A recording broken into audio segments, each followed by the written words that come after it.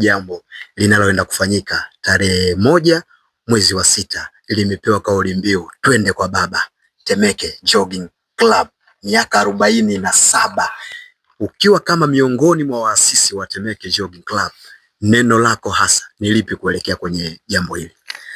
Bana, nikushukuru ndugu mtangazaji. Sikujua kabisa kama hilo jambo utaligusia. Twende kwa baba ametuita. Ni kauli ambayo siku niliyoiona tu, binafsi yangu nilifurahi. Ni kweli baba anatuita, na ukizungumzia Temeke Jogging ndio baba wa majogging yote Tanzania nzima. Na uwepo wa Temeke Jogging ndio ilipatikana uzaliwa wa vilabu vingine kwenye wilaya tofauti.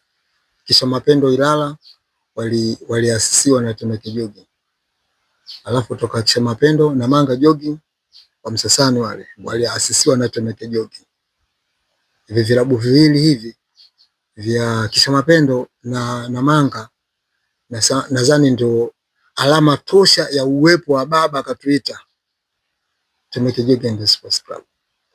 Kwanza mimi niendelee tena kuwashukuru viongozi wa Temeke Jogging hapo walipokuwa jua mawimbi, mabonde, milima waliopitia mpaka leo inatimiza miaka 47, si mchezo.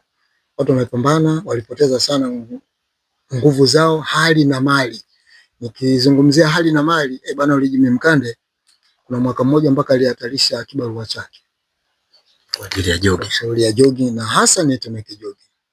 Nakumbuka tulialikwaga Morogoro na chama cha mchezo wa mpira wa miguu Morogoro. Hivi nakumbuka ilikuwa nadhani kati ya 2000 au 2001 kitu kama hicho. Watu walikuwa wengi kwenda kwenye ile safari. Jimmy alitoa gari ya ofisini kwake bila ridhaa ya shirika. Ilikuwaje hiyo tena? Yeye alikuwa anapenda sana watu wote wasafiri.